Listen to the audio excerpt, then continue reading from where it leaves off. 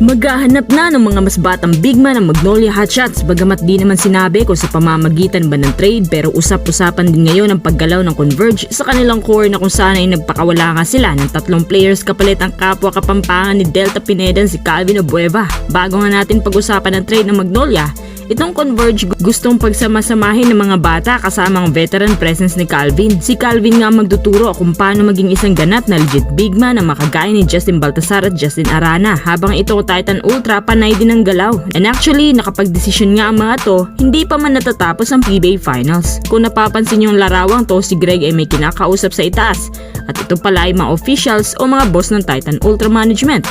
Mukhang ito na nga ang senyalis ng isang big comeback ni Greg, dahil alam niya naman na kailangan ng Titan Ultra ang bigman kasi pinamigay naman nila si Calvin. Moving on dito sa Magnolia, hindi rin magpapahuli sa trade. Ayon kay Snow Badwa, mula sa kanyang kuliglig, maghahanap nga raw ng mas batang bigman ng Magnolia, at ang ideal bigman nila ay kagaya ni Xavier Lucero na can shoot, can defend. Kung ito ay sa pamamagitan ng trade, baka si James Laput ang ipamimigay kapalit si Justin Arana, o posible din na si Kemar Carino. Pero ayon sa Converge Management, minsan na rin sumagi sa kanilang isipan na maging open sa lahat ng possible opportunity. Pero ang Converge hindi ganun kadaling mauto pagdating dyan.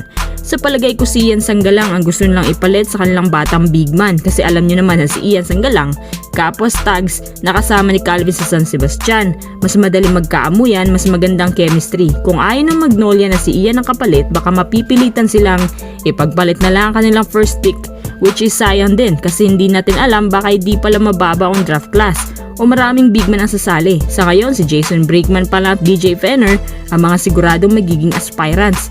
Kaya crucial din ang desisyon na gagawin ng Magnolia. Mahirap maghanap ng bigman ngayon, lalo na kapag young bigman. Kaya halos lahat ng teams stick pa rin sa may edad, kasi yung mga quality bigman hindi naman pumapasok. Halos undersized na rin na nagpapadraft. Sa palagay nyo mga kuy, sino-sinong bigman kaya ang napupusuan ng Magnolia ngayon? Bigman ba talaga ang kulang sa kanila?